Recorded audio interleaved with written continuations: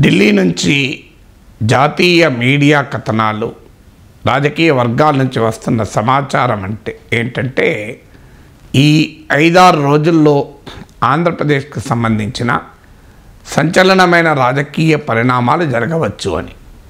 ఇందులో కీలకమైంది ఎన్టీ రామారావుకు భారతరత్న ప్రకటించవచ్చు.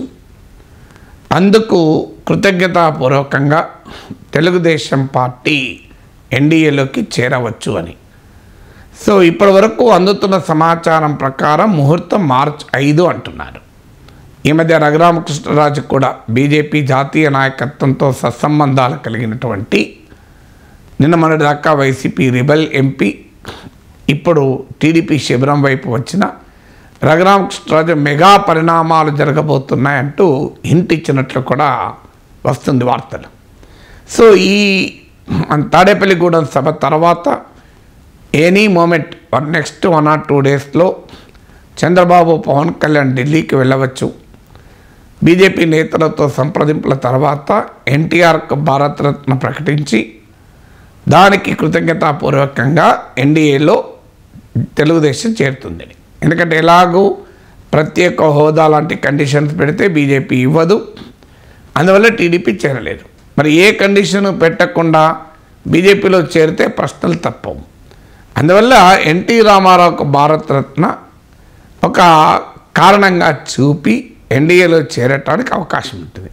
దీనికి already pattern కూడా చూశాం. కర్పూరి ఠాకూర్కు భారతరత్న ప్రకటించడం, ఆ తర్వాత కర్పూరి ఠాకూర్ శిష్యుడుగా చెప్పుకునే నితీష్ కుమార్ ఇదే అదనగా మహాగఠబంధన్ను వదిలి ఎన్డీఏలో చేరాడు. అలాగే చౌదరి చరణ్ సింగ్కు భారతరత్న ప్రకటించడం, అంతకుముందు సమాజ్వాదీ పార్టీతో సీట్ల సర్దుబాటు కూడా చేసుకున్న ఆర్ఎల్డి ఇండియా కూటమిని వదిలేసి ఎన్డీఏలో చేరుతున్నాడు. ఈ 2 పరిణామాలు చూస్తుంటే ఇప్పుడు 3వసారి ముంచటగా భారతరత్న రాజకీయ ప్రయోజనాల కొరకు ఒక ఆయుధం కాబోతుంది. ఆల్రెడీ అద్వానీకి కూడా భారతరత్న ఇచ్చి బీజేపీలో సంఘ్ పరివార్లో ఉన్నటువంటి అసంతృప్తుల్ని సంతృప్తిపరిచే పని నరేంద్ర మోడీ చేయగలిగాడు. సో అందువల్ల ఇప్పుడు రాజకీయ పొత్తులకు, ప్రత్యర్థి శిబిరాలను చీల్చడానికి భారతరత్న లాంటి దేశ అత్యున్నత పౌర పురస్కారాన్ని మరోసారి ఉపయోగించుకోవటానికి ఆంధ్రప్రదేశ్ వేదిక కాబోతుందని. కారణం ఏదైనా ఎన్టీ రామారావుకు భారతరత్న వస్తే తెలుగు వాళ్ళుగా మనం అందరం గర్వపడతాం. పివి నరసింహారావుకు భారతరత్న ఇచ్చినప్పుడు కూడా సంతోషపడ్డాం. దాని వెనకాలకు కూడా రాజకీయం ఉంది. కాంగ్రెస్ పార్టీ అధినాయకత్వాన్ని ఇబ్బంది పెట్టడానికి తెలంగాణలో బీజేపీ ప్రయోజనాల పరిరక్షణ కొరకు ఇచ్చారు.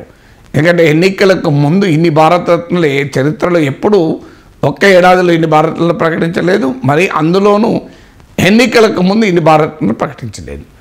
అందువల్ల అయితే ఇంకో సమాచారం కూడా ఏంటంటే టీడీపీ నుంచి గణనీయమైన సంఖ్యలో ఎంపీ సీట్లు విజయవాడ, రాజమండ్రి, విశాఖపట్నం, అరకు లాంటి అనేక సీట్లను కూడా బీజేపీ అడుగుతోంది అని.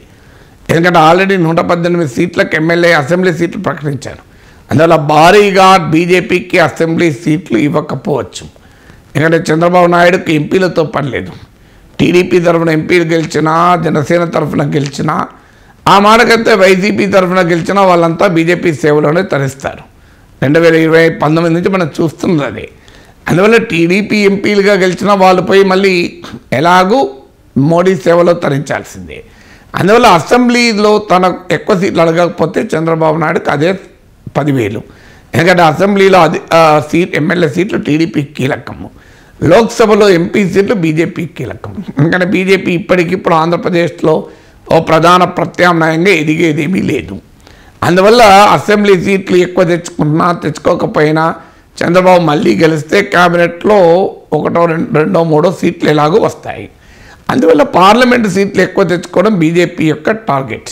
తమిళనాడులో డిఎంకే, ఏడీఎంకేలతో కాంగ్రెస్ పార్టీ గతంలో బీజేపీ ఇదే రాజకీయం చేసింది. ముఖ్యంగా కాంగ్రెస్ ఇదే రాజకీయం చేసింది. మొదట్లో ఎంపీ సీట్లు తాను తీసుకుని ఎమ్మెల్యే సీట్లు ద్రావిడ పార్టీలకు ఇచ్చారు. అదే రకమైన రాజకీయం మళ్ళీ ఆంధ్రప్రదేశ్లో కూడా జరగబోతుంది.